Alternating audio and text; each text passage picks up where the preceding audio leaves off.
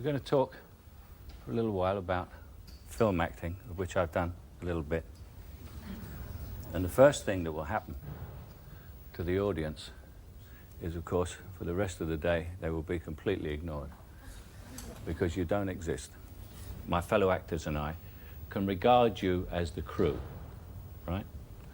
And once you're in front of that camera, nobody exists. Nobody, except the other person in the scene. And what we do, we actors who are in the movie, we hang on to each other's eyes. That's the most important thing in film. Eyes, eyes. If you're fair and you've got blonde eyelashes like I have, you wear mascara, because if you have blonde eyelashes and you're in a movie, you might as well be in a radio play. In the cinema, it's a very, very infinitesimal space you have in which to work. So this is our movie camera here, and we use that as the movie camera all through this show. So what I'd like someone to do is to put down a mark for me. Is there an assistant who can put down a mark for me to hit for a close-up? We just need a piece of tape or a bit of chalk or something. I thought it was going to panic everybody that I asked for something. Just, where am I? Let me just see where I am. Pull it up, the camera up a bit. Is that as high as, that's it. Just hit there. Put it on my feet there. Now I've got to come in and get to there. If I go to there, in a movie camera, I've gone through the focus, because the focus ends here, and the focus ends here, and so if I'm back here, I'm fuzzy. So the way to do that is to get on the mark, and if you're going to say a line, you go backwards. So when you go forwards, if you're going to say a line, and then you're on the mark. That's the first simple lesson. With a close-up, which I've started with close-ups because they are eventually what sells you in a movie, because people see your eyes. And I'll take my glasses off. What you get in the cinema, my friends here watch the monitor. What I often see in television or cinema is people who are looking at someone else and they change eyes. Can I have some? Come stand here, Simon. You stand off camera, and then I will look at you. Stand. Always remember, if you're doing a close-up with somebody, you are the off actor, the one who's off the set. Get as close to the lens as possible to bring the other actor around to the most advantageous for him, which is right round to the lens. So you don't pan right, cameraman, because you'll hit something. Now, you see actors, and they're acting, and they change, and it's an infinitesimal thing in the eyes, is they change eyes as they're talking. Can you see my eyes changing there? Yes. Just, I'm changing eyes. Yeah. And I'm blinking. Now, that is two of the worst things to do. First of all, you never change eyes, and what you do is you pick an eye. Now, which eye do you pick? I look at, with this eye, because the camera is there, I look at this eye, at your eye there, which brings my face, you can see. If I look with this eye at that eye, look what you get. You see the difference? But it's the same look. And if I keep blinking, it weakens me.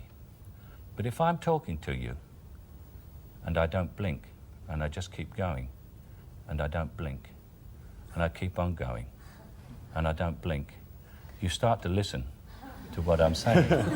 And it makes me a very strong person, as opposed to someone who is sitting there going,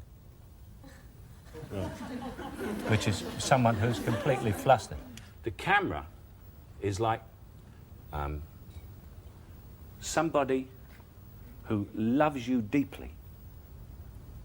It's the most incredible of mistresses or lovers, whichever sex you are, because it will love you forever, in spite of the fact that for the rest of your career, except on given occasions, which we will come to, you ignore it. It does not exist. You never look into it, you never know it's there. You just hold the eyes of the other person and listen. And listening is really what acting is all about for movies. It's not like the theatre. It's an entirely different situation. When I was in the theatre, I was inadvertently given some advice by the theatre producer. When very young, I was in repertory in Lowestoft. And he said to me, "What are you doing, Michael?" And I said, "Nothing, sir." He said, "What? What do you mean, nothing?" I said, "Well, I haven't got anything to say." So he said, "What do you mean you haven't got anything to say?" He said, "Of course you've got things to say. You have got wonderful things to say. But you sit there and listen, think of these extraordinary things to say, and then decide not to say them." That's what you're doing. And that is the greatest piece of advice I can give to someone who wants to act in movies, is to listen and react. But also, when you get really close to the camera, if some directors go in for a massive close-up, the thing that people never do in real life is they don't say, "Oh, I don't want to go out. I'll have the egg and chips, you know." But you will see actors doing that all the time. And so when you get in here, that doesn't look so obvious until you get in here, you know. So, but you've got to just be. There is no one here. It's just you and me. You'll be standing there. And there isn't even a camera. And you just say, "Well, no, I don't think I'll have the egg and chips. I'll have the caviar and bellinis. Shall I?" And they say, "Well, no, what do you really want?" And you say, "Well, he's not doing anything." And it's a story of Jack Lemmon, who was working with George Cukor. It was his first movie, and he come from Broadway, theatre, and he kept doing it, a scene. George would say, "Cut, less, Jack, less." Jack would do it again. George, "Cut, less, less." Again, "Cut, less." And Jack finally said, "Look, if I do any less, I'll be doing nothing." And George said, "Now you've got it." But there is a sort of feeling that you have to get. Just stand up. It's a feeling that you have to get. It's just the two of us talking to each other. Yeah. You understand what I mean? Yeah. And the moment I'm saying it's just the two of us talking to each other, I know I'm doing it for all these people out here. Yeah. And I've even said to a director, he said, "I didn't see that, Michael. I didn't see that on that take." And I said, "Where were you sitting?" He said, "There." I said, "How are you going to see it? The lens is here." You know? And so what you're doing, and the test for this is like, supposing you were rehearsing a scene. So I'm standing here talking to you, and we're rehearsing a scene, and the director comes up, or assistant director or someone, will come up and say, "Oh, I'm sorry, I see you're rehearsing," and he goes away. If he can see that we are rehearsing, then we're not doing it right. What should happen is we should be talking just to each other. Yeah. And the director, the assistant or the friend or other actor should come up and join in the conversation as though it's a real conversation. And you say, "We're rehearsing." And they say, "Oh, I didn't realise." Okay? Has anybody got any questions? How do you achieve your sense of relaxation? By just feeling concentrated and... It's concentrated, and you know that you have no enemies. Everybody's on your side. The camera is like a belt or a net behind you. And someone's standing behind you and saying, "Look, you can relax, it's okay. You don't have to push it." Like, say, in the theatre. You don't have to push it, just relax and let it come out.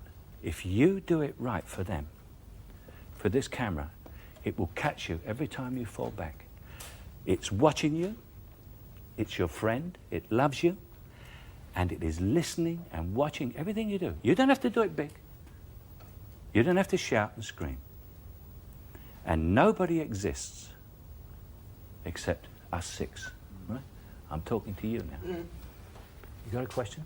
Well, I was just about the you're saying about listening and reacting to something that's going on. Now, how does that work if, for example, you've done your master shot and now you're going to go on to your close-ups, and that person is talking to you, and now you're going to do your close-up. This close-up is like 3.5 hours after you've started the original thing. How do you get what you call the emotional recall? That is to actually concentration. Well, yes, but I mean, that's the next thing. Is to you don't think about it for hours.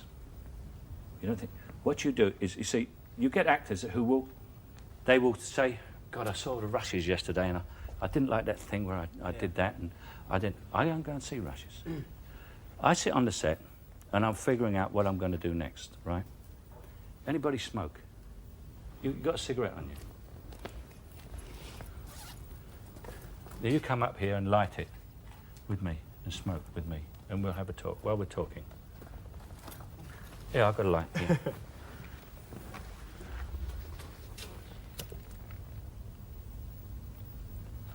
So now we continue this. And the thing is this, is that you concentrate on what you're doing. And you somehow, it's very difficult to explain, you go into yourself. Remember, you've still got the same person there.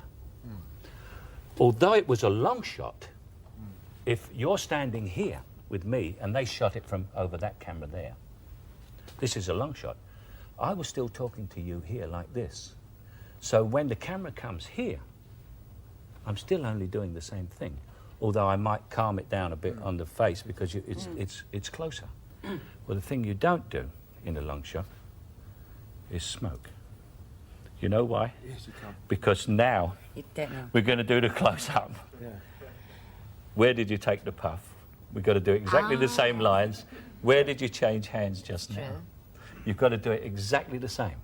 So everything you do, if you're going to... Come borrow a cigarette. I don't smoke cigarettes, but I'll try.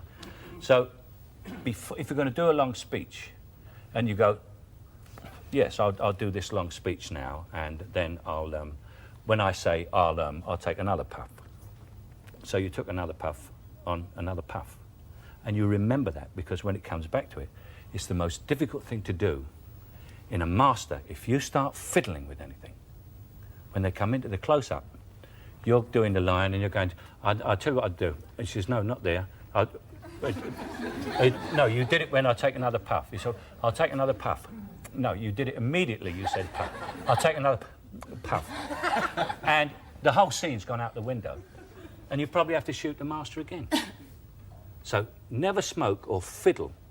And if you're going to do action and movement, plan it absolutely perfectly so that you do it exactly the same over and over again.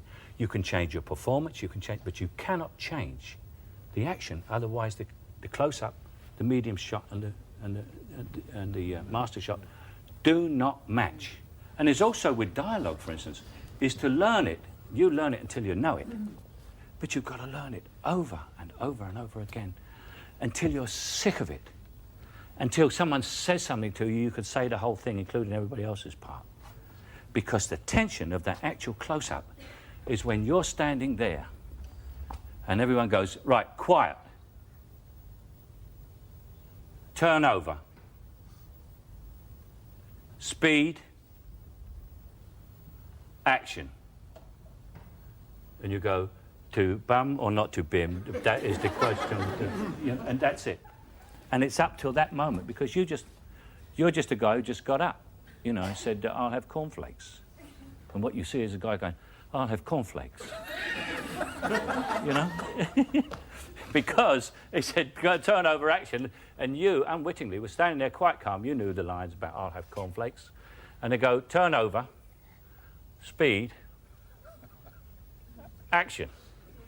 I'll have cornflakes. And that's what you get unless you relax, you see. So when they say turnover and speed, they're talking a load of old cobblers that do with something else about motor mechanics, whatever it is they do. And the other thing is you always cheat as much as you can. Always steal, but only steal from the best people. Just steal whatever you can see. If you see Vivian Leigh do something, or you see Marlon Brando do something, or Robert De Niro or Meryl Streep, steal it. Because what you're seeing them do, they stole. You understand? But you can't see who they stole it from because they made it into themselves.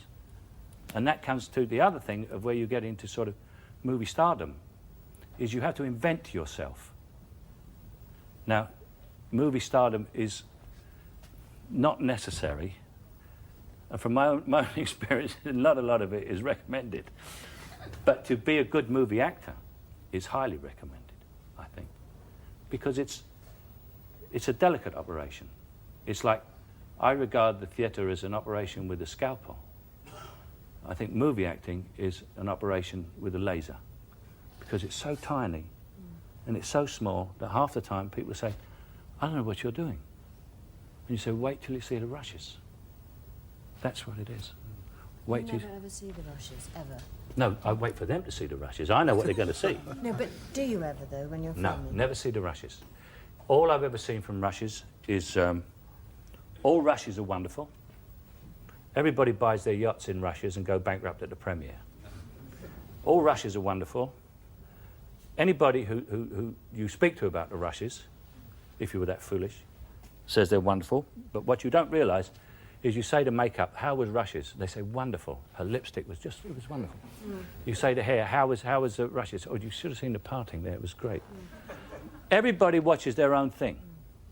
And if you go to rushes, you will watch yourself. Yeah. And nothing else. And in actual fact, it should be a stranger to you. It's someone else. The director, if he's any good, will tell you what you will like. You cannot bluff your emotions. You cannot bluff this fella. No. Or lady. This lady here, you need do nothing. But you must feel. You must feel, and you must look, and you must listen, because she will see everything you do, and she will pick it up. You don't have to throw it to her, and she'll love you, even though you ignore her for the rest of your life. She'll still love you when you're 60. I'm banking on that. I'm 53.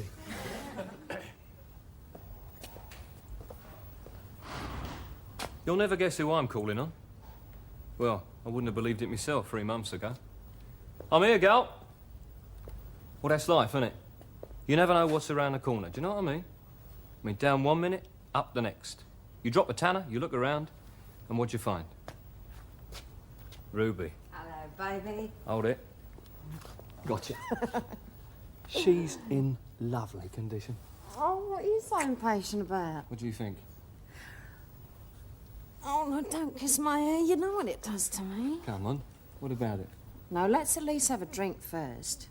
Whiskey? Got a beer, have you? A light ale or something? Yeah, I've probably got a beer on the ice. She gets all this lot off income tax. Business expenses, see? She owns 3 hairdressers. The thing I like about Ruby is she's a mature woman. When she gets hold of you, you can feel a lifetime of experience in her. I find I'm going in more for that kind of woman these days. Here, don't you dig your nails in again like you did last Thursday night. I've got scratches all down my back. Yeah, I may even do more than that to you today. Great long wheels they are. Dug her nails right in. She's had 2 husbands, both dead.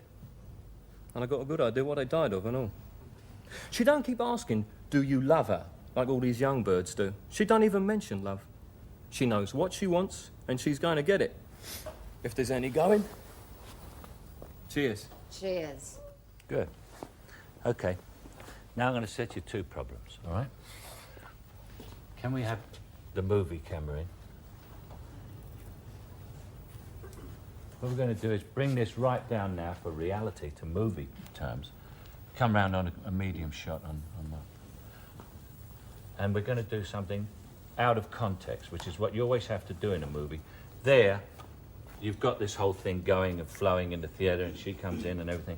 But in a movie, you might shoot the master today, and because of economic factors or whatever, the weather or something, the sun came out and you'll go rushing out to shoot outside. Then suddenly you've got to come back and do a medium shot and a close-up right out of the blue, and you've got to bring it right down. This one is you on your own. We don't need you for a moment, Caine. What you have to do now is you're not you're not my friend. You know what I mean? You did that as though we were talking to an audience. Yeah. It's one person. It's only one person. So what it is, let me see, where are we?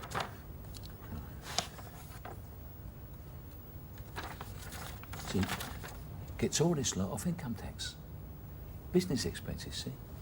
She owns 3 hairdressers. The thing I like about Ruby, she's a mature woman. When she gets hold of you, you can feel a lifetime of experience in her. I find I'm going in more for that kind of woman these days. Here, don't you dig your nails in again like you did last night. I've got wheels all down my back. You know, it's funnier if I've got scratches all down my back, and I may even do that more. It's a great long wheels they are. Dug her nails right in, and it's secret. You see, you're talking to one person. Yeah. That's why we've brought. We could have the camera right over there, and you could stand up, and you could address everybody. Yeah. What we used in Alfie was the camera as a best friend, not as an audience. Yeah.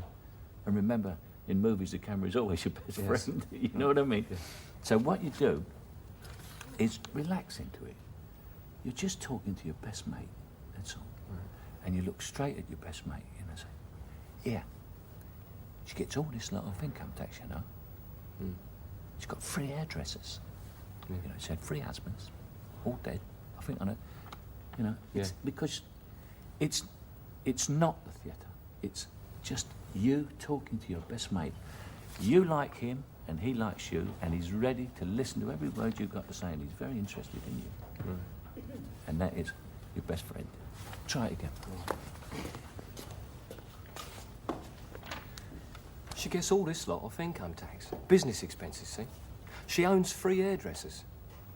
Now, the thing I like about Ruby is she's a mature woman. Now, when she gets hold of you, you can feel a lifetime of experience in her. I find I'm going in more for that kind of woman these days. Here, don't you dig your nails in again like you did last Thursday night. I've got scratches all down my back. Yeah, I may even do more than that to you today. They're great long wheels, they are. Dug her nails right in.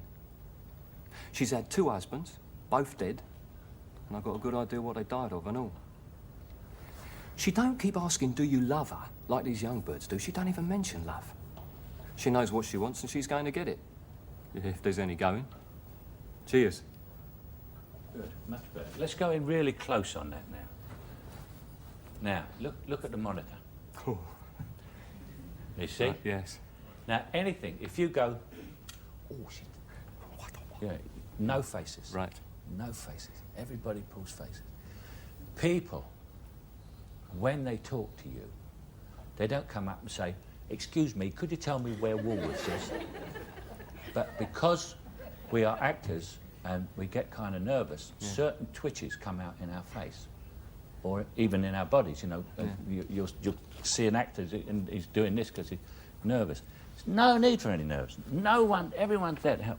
Just get that smile to the camera. Say, yeah, she had 3 husbands, 2 husbands, both dead.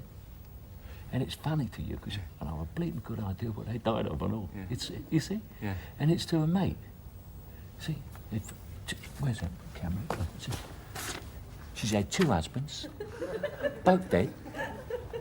And I have a bleeding good idea what they died of and all. Yeah. And this is a big thing because, you know, they died because she's in a bleeding kit. You know, right. I mean, this is the... So it's just very intimate. Now, have a look at your close-up again. Yeah. You don't have to do anything except show with your eyes that you think this is bleeding funny. 2 of them dead and you know what they died of, Christ. You know? Right. Try again. She gets all this lot off income tax. Business expenses, see? She owns 3 hairdressers. Now, the thing I like about Ruby is she's a mature woman. Now, when she gets hold of you, you can feel a lifetime of experience in her. Slow down. Again. It's your mate. It is willing to listen to you. Yeah. Just slow down, say. When she gets hold of you, you feel a lifetime of experience in her hands, you know? It's you know, it's the 2 boys talking together, all, you know, great bird, this one, you know. So you can go like slower. Right. Each single person, the reason this was done on the movie... It's got to feel like my best mate. It's, Really, yeah. each single person must feel that they are not an audience, they're sitting there in the dark, and there's this man telling them what he thinks And it's rather funny and it's amusing and they rather like him and he likes them. Yeah. Right, let's have one more go. One more go. Guess all this lot off income tax. Business expenses, see? She owns 3 hairdressers. Now, the thing I like about Ruby is she's a mature woman. When she gets hold of you, you can feel a lifetime of experience in her. I find I'm going in more for that kind of woman these days. Here! Don't you dig your nails in again like you did last Thursday night. I got scratches all down my back. Yeah, I may even do more than that to you today. Yeah, great long wheels they are. Dug her nails right in. She's had 2 husbands, both dead. And I've got a good idea what they died of and all. She don't keep asking, do you love her, like all these young birds do. Do you know, she don't even mention love. She knows what she wants, and she's going to get it. If there's any going. Cheers. Are there any questions from the people who've been watching this? I have a question. If you're a novice is auditioning for film, Yeah. and you have a screen test, you're auditioning to a camera, what you were saying about, would you audition straight into the camera as if they say, do a monologue, or just no, speak to us? they would ask you to audition straight to the camera. So straight They into might the do lens. it, but it's highly unlikely. Most screen tests are done with another actor, not necessarily the great star who won't come down because you're a novice, but someone, they'll hire an actor they'll put it on you like this, and then they'll do a close-up, and they make you turn sideways, and then they'll say, here is a scene, and they'll pick one of the more difficult dialogue scenes from the picture, and then you'll do this scene with the other actor off, the back of the head actor. And they will judge you from that, because you cannot judge by looking at someone and saying, oh, she'll be great on screen. Nobody knows what it is, but until you see the person on screen and they start to do their work, you don't know what's going to happen. And something happens to some fortunate people, and everyone wants to look at them, and that's it. That's what happens. And you'll see all those old screen tests. Sometimes they show them. Marilyn Monroe and James Dean. They're not that hot because most screen tests show fear. I know mine did. My screen test for Zulu, the director came up to me at a party on the Saturday night after I'd done it on the Friday, and he said to me, that was the worst goddamn screen test I ever saw in my life. So I thought, oh, that's all right, I haven't got it. So he said, but you got the part, because we're leaving on Monday and we can't find anybody. That's Cy Enfield. But usually I was petrified. But Stanley Baker, who was a very kind man, did my screen test with me. He came there, even though he was the star and the producer and everything. Is there another question from someone? Well, I was just going to ask, if it's easy, if you've been on a film for a great length of time, but if you're just an actor who's just doing like one scene, and you're there for 2 days, and you arrive on the location, and it's the night before, and you're in your hotel room, and you've been given your scene to do, what do you do for that night before to actually prepare for the following morning? Apart from just learning the lines. You've learnt the lines, we assume. Yeah. I go through and do exactly the performance over and over again, exactly what I'm going to do. I rearrange the furniture, I get the things in the right place, I put out the cups and saucers or whatever it is, you know, and time the dialogue, when I put that down, because as I was telling you about continuity, you can screw yourself up with props all the time. But the hardest thing to do on a movie is to come in once the movie's been on for a while, because you're standing there, you don't know anybody, everybody's saying, good morning, Charlie, how are you? Get me a cup of tea. Hello, Mr. The star comes on, he's usually a pain in the neck, you know, a bit conceited, and it doesn't talk to you because you've only got a small part. And I've done this, and you stand there and you're nerve-wracked. And you know, and especially if there's a whole big scene goes on, and then you've got the last line. You may only have one line. You know, and the cavalry comes down the hill, and all the beach explodes, you know, and you say, quick, the Germans are crumbing. And everybody goes, oh. One line, one goddamn, who got this guy? Who brought the casting director comes in and says, what's the matter? He said, guy can't say one line. But you're standing here, you're saying, Jesus, is all those troops coming over? It'll take 2 hours to put the explosives back in. Then the great star says his great long speech, absolutely perfectly. And you go, the Germans are coming. Can we, and then always the actor says, can we post-sync that? Would it be all right to do and the guy goes, no. You've got to do it again. And that's the hardest thing to do, to be a one-day actor. Yeah. Mr. Anderson, Sidney is bursting with creative ideas about your play. I've never seen him so enthusiastic. This young man has written a play. He's an unknown playwright. He sent it to a famous playwright. This famous playwright is on the downward path. He's had nothing but flop plays, and he's really written out.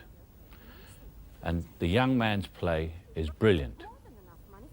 And what he's done is arranged that he is going to take the young man's play and kill him. And the wife is watching this and trying to talk him out of killing him. But what the plot actually is this. These two are homosexual lovers and have set this up in order to get rid of the wife. And it's very wrong of you to have offered to give it to him. I'm the one in this household whose eye is on the checkbook. I'm going to make a suggestion to you, Sidney. It's going to come as a shock to you, but I want you to give it your grave and thoughtful and earnest consideration. Will you do that? Will you promise to do that for me? Put aside the play you're working on. Yes? Put aside the play about Helga Tendorp and how she finds murderers and keys under clothes dryers. Put it aside, Sidney, and help Mr. Anderson with his play. Collaborate with him. That's what I'm suggesting. That's what I think is the fair and sensible and rational thing to do. Death Trap by Clifford Anderson and Sidney Bruhl. Put aside the drowning wife. I thought it was frowning. Frowning. Well, how much can I move this? Sorry. Yeah, you're right. That's you're all right. right. Just do it naturally. Put aside the drowning Don't wife. feel. No, that's Yeah, terrible thing in the thing. process. Don't feel restricted. Just a silly- Yeah, but if you can do that, yeah. Frowning? What do you mean frowning? It's the drowning one. Yeah. Who ever heard of a title? It's Yeah. Groucho Marx. Yeah. Who ever heard of a title? Frowning wife, Yeah, it's the silliest thing I ever heard. Drowning. Put aside the drowning wife.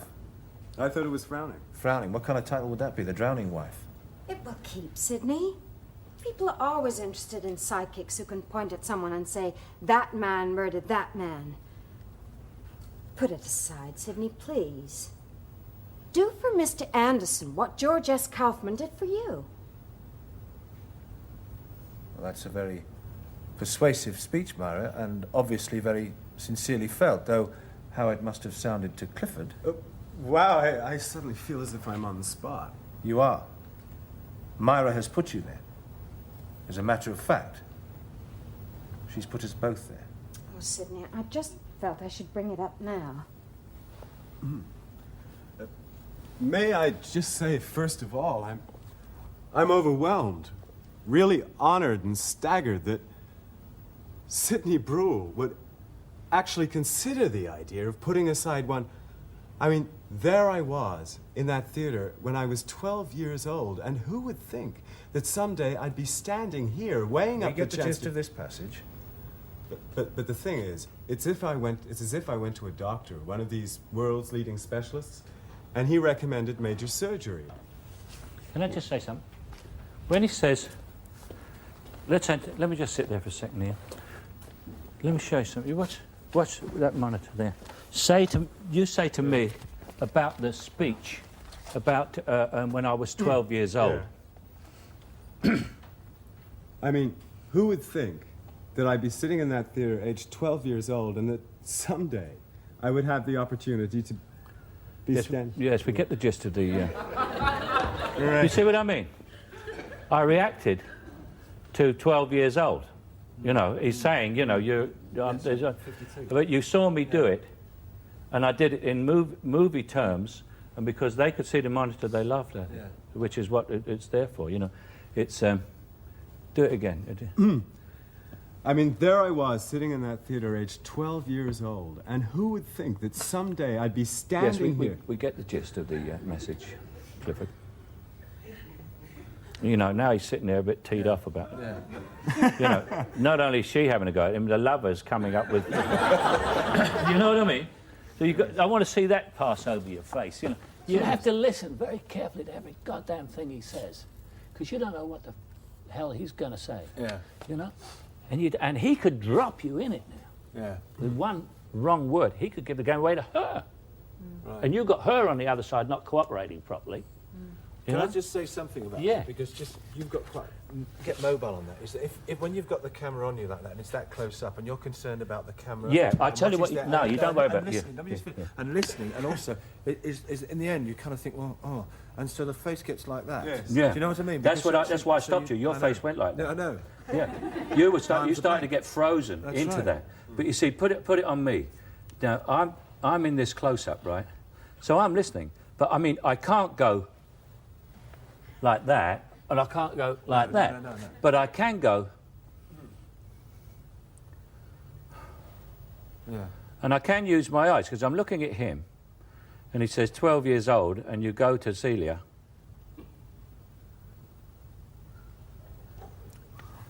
Yes, we get the gist of it, Clifford. You know, and I'm quite free within that framework, Yes, aren't I? yeah. But I can't go like that, you know. If you were in a situation where it's what you did there, you froze, which is why I stopped it and said, let's.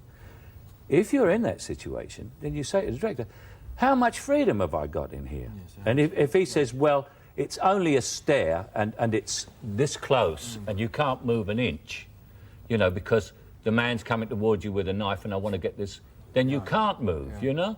Yeah. And you can't go, No. you've got it, but within this framework, it's okay. And the director will accommodate you on that. I mean, any director would. You know, you say, well, don't freeze in there, Ian. You say, well, I don't feel like I can move. You can move in this frame. Do that speech again to him, Clifford. So it's best to ask really what. Yeah, you see, Always. everybody is there to get the greatest performance from you that you've ever given.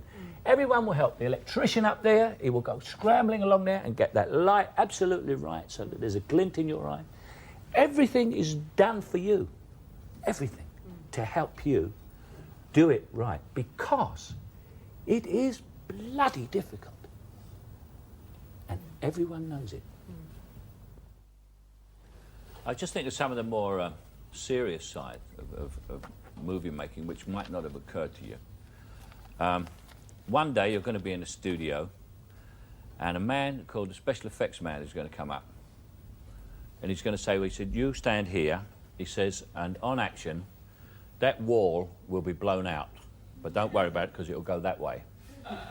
He said, the roof will come down, but don't worry about it because that will go that way. He said, the floor will open up and you'll fall into some water and there's a shark in there, but don't worry about it because we've taken all his teeth out. It says, and then as you crawl out of the water, a poisonous snake will crawl up your trouser leg. But don't worry about it because we got an expert from the zoo and he's just milked it. And what you say to him, you say, Mr. Special Effects Man, let me see you do it first. And he will say to you, we haven't got the time. You know, it's 20 past 12. I mean, if we got that by the time we get to do it, I'd do it, you know, I'd willingly do it, but I've got to reset the charge, I've got to get the snake out of my trouser leg, put it back, got to put the roof back on the thing. He said, so, you know, I mean, it's going to cost £15,000 to do this. In time, it's going to take all afternoon to reset, you know, otherwise I'd do it. And you look at him and you say, you do it first. Always have it demonstrated to you, exactly what you're supposed to do. Any more? You have to do quite an intimate scene with somebody that you've never ever met before. How important is it to sort of get to know them or to feel relaxed before you film that? Say you only meet them the day before. Well, I mean, do you think it's important to kind of go out and have a meal together and get to know each other so no, that you... no. I think that way lies disaster. Yeah. You know, because you're liable to start the intimacy the night before. Which is disaster in movies as well, you know, because then halfway through the picture you split up, you're not talking to each other, and then you've got the real romantic stuff to do. No, you don't. I find that the thing to do is to be extremely professional about the whole thing. In as much as this is a job, this is what we're doing, and the fact that we're lying naked in bed, we never met each other before, you know, and I mean, you're very rarely naked, but I mean, you're getting some intimate love positions, you know, kissing people who you've never met. Provided it's done, I mean, what I do is I joke about it a lot so that the female side of it, of the thing, is never under the impression that I'm getting off on it on a freebie or whatever, you know what I mean? Yeah. But it's also another thing that I do. I always carry a little thing of mouth spray, you know? And just before a love scene, just in case, because you don't know, in case anybody has sort of breath problems, I always go, shh, shh. And the actress says, "What's that?" I say, "Have a taste." Very good. That gets over that one. And I always say, well, look, I smoke cigars, you know, so I always do this because it tastes if we have a kiss each other, you know. He says, "Oh, what's it taste like?" I go, That's the other thing I was going to ask you is what makes you decide to do a film if you get a script and read it? What is it about it that will make you... Is it different from the last one I did? And, I mean, what's the part like for me? Is it any kind of challenge? Yeah. And under what circumstances is it being done? I mean, is it a little shoestring picture where we're all going to, you know, be sitting in mud huts in Tanganyika? Or, you know, are we going to be put up at the George St. in Paris or something, you know? I look at those side of it now, because when you get older, you do look at those comfort things a bit. I mean, when you're nuts, when you're young, I mean, I spent 26 weeks in the Philippine jungle, you know, which, when we got back, you know, we could have shot it in the tropical garden at Kew. Because all it was looking out behind a load of palm leaves, you know, I mean, and they were all there. Because in the jungle, you can't see the sky, you can't see the scenery. I mean, you just see, could have sent a second unit. Yes. If you've got a very emotional scene with someone else and it's your close-up, would you always insist on the person you're acting with being behind the camera? Or No, I don't. I mean, I will let them go home. I can do it to the wall, it doesn't matter. The only thing is when you get the continuity girl going, "I love you, darling, but I have been unfaithful. I hope you will forgive me." And you're going, "Oh, no, please." That's a little bit difficult. Yeah, how many times in your career have you found that people employed you to pull a film through? As a leading actor in movies, you're employed to carry the picture. You know, everyone says, "Oh, did you see that character actor came in and stole that scene off of you yesterday?" I say, thank God for that. At least there's 5 minutes I'm not responsible for. Because you are paid, really, to pick a picture up on the first day of shooting, put it on your shoulders, and take it to the end. Any more? Would you like to direct? I suppose eventually, but what happens is when you're an actor, you get a script and you say, "This part isn't big enough." And so they say, "Oh, we write it all up for you." And then they write it all up and you say, "Jesus Christ, I'm working every day." That's what happens. And I suddenly thought, the director works 3 months before the picture starts and 4 months after it's ended. In the period that a director does a picture, an actor like me who works a great deal will have done 4, you know? And so there's an economic reason for me not becoming a director. We're going to do Educating Rita now. And I always remember I came over and I saw the play, and I was in Los Angeles, and I had a picture to do with Sally Field, who just won the Oscar. And they said to me, what are you going to you going to do the picture with Sally Field? I said, no. They said, what are you going to do? I said, I'm going to do something called Educating Rita. And everybody said, what the hell is that? So I said, it's a play that's on in London and it's been turned into a film. And they said, well, who else is in it? I said, a girl called Julie Walters. They said, who the hell is Julie Walters? And I said, well, she's very good and she's in the play and she's going to do the movie. And I'm going to do it with her. He said, but... And they said, well, Educating Rita, that's must be about Rita. He said, what are you playing? I said, I play a guy called Frank. He said, well, you should be doing a picture called Educating Frank if you're going to be a star in this picture. And in actual fact, seeing the play, the theatre being... the theatre is acting, and here's a supreme example of it, inasmuch as when you see educating Rita, you look at Rita most of the time, because Frank is sitting down or pissed, or drunk, I mean, and she moves, she comes in all the time, she talks, and you only look at him when he speaks, which isn't as often as she does. But also, the difference between film and theatre was heightened here, was explained here, in as much as it's acting in the theatre, so you look at Rita. But in the movie, you have to cut to Frank for his reaction, otherwise what she did has no meaning. And if there's one thing that I can do in movies is react. And that's kind of where a movie actor earns his living. I know, I wouldn't have understood it then, Frank. You would have thrown it across the room and dismissed it as total shit, wouldn't you? I know, but I couldn't have understood it then, because I wouldn't have been able to understand and recognise the illusions. Oh, I've done a fine job on you, haven't I, Rita? Oh, it's true, Frank. I can see now. You know, from now on, I'm going to change, like you, I'm going to change my name. From now on, I shall insist upon being known as Mary. Mary Shelley. Do you understand that illusion, Rita?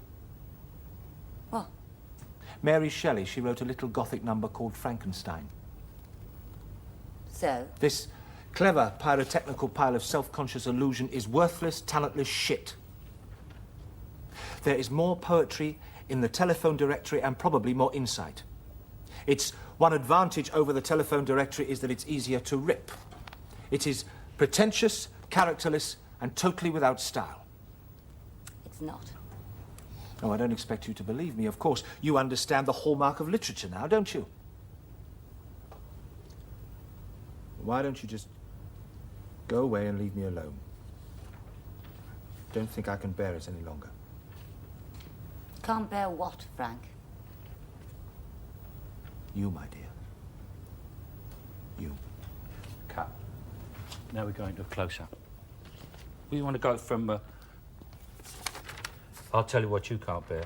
Did you get up at all there? I did before. Yeah, well, get up. All right, Get up, he'll yeah. follow you. He knows Right. all about it. When you're going to get up, tell him. Can't bear... I'll tell you what you... Yeah. Another I'll tell trick. you what you can't. Another trick Yeah. that I haven't told you. Let me... This is what happens to the cameraman when you don't know. I'll tell you what you can't bear. I've gone right up out of it. Take him up with you, you see. Look. I'll tell you what you can't bear. You see, he hasn't got a hernia now. You understand? That's another thing to remember, honestly. The number of actors who go, I tell you, and the guy's going. So take him up with you.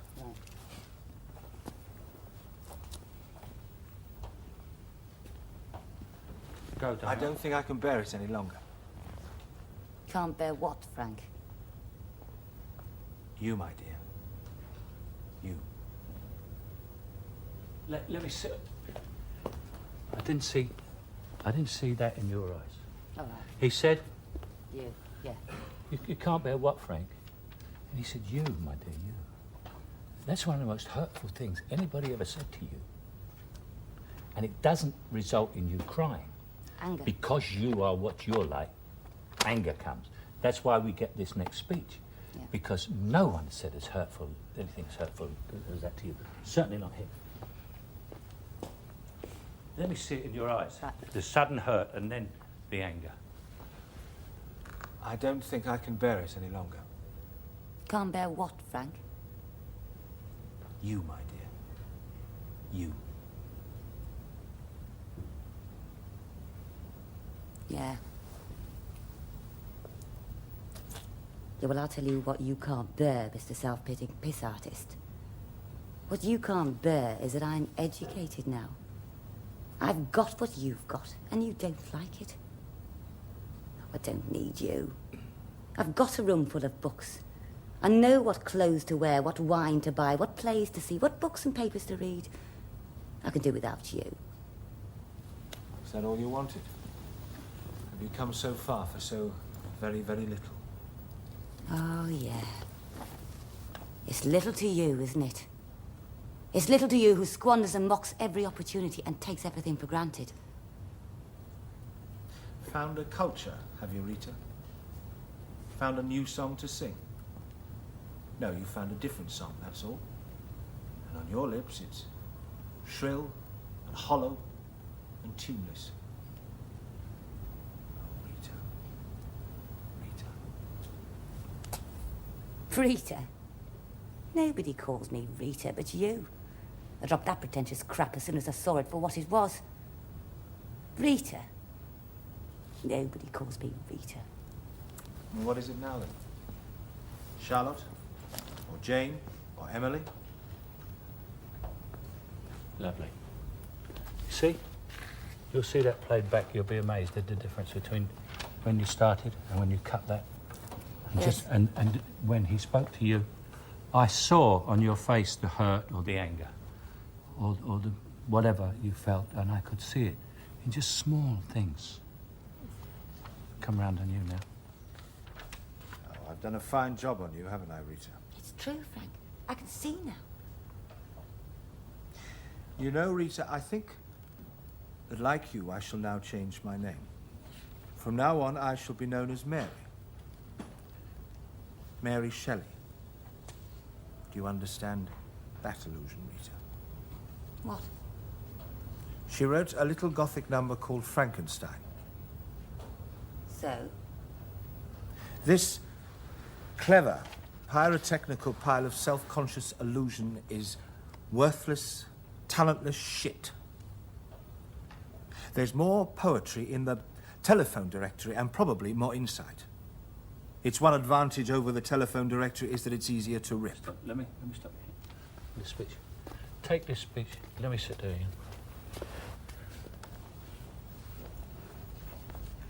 I want to see someone who's slightly pitiful character.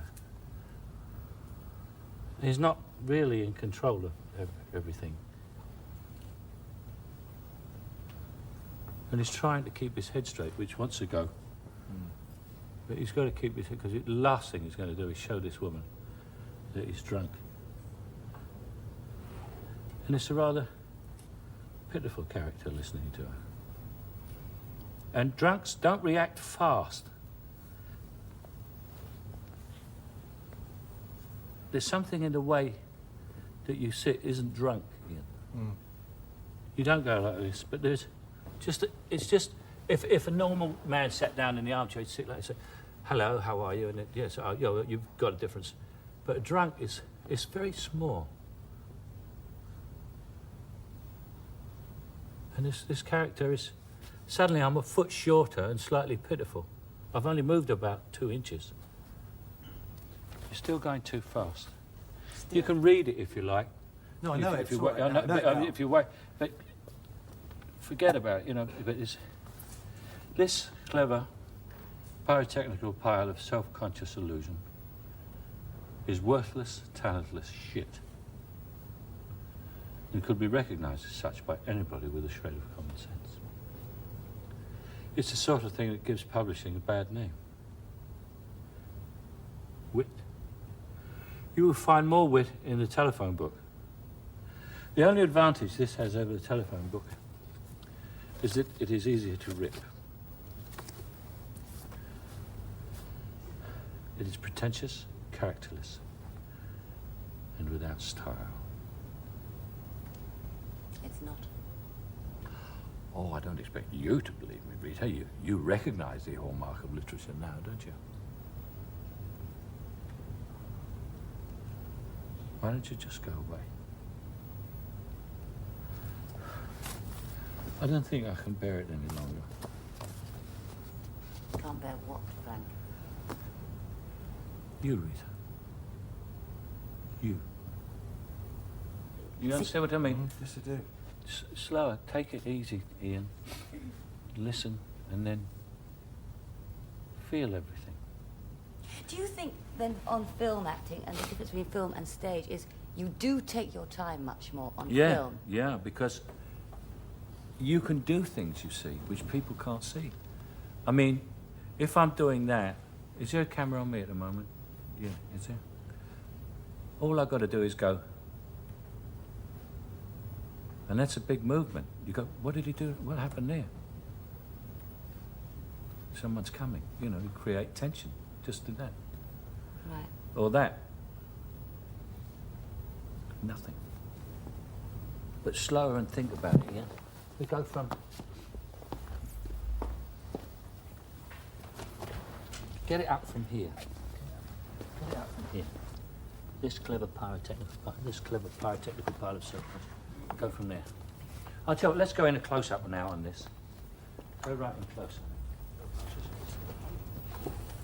This clever pyrotechnical pile of self-conscious illusion is worthless, talentless shit. There's more poetry in the telephone directory and probably more insight.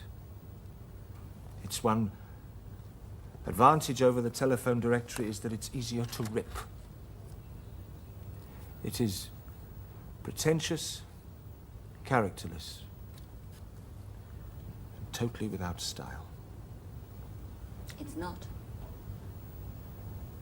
Oh. I don't expect you to understand me. Of course, you understand the hallmark of literature now, don't you? Why don't you just go away and leave me alone? Don't think I can bear it any longer. Can't bear what, Frank? You, Rita. You.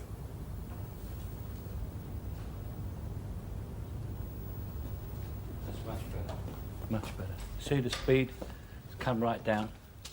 It's easier And in a way. it's easy. I told you. Yeah. I told you. I mean, it's in a, yeah. Movie acting is relaxation. It's easy. If you are knocking yourself out, you're doing it wrong.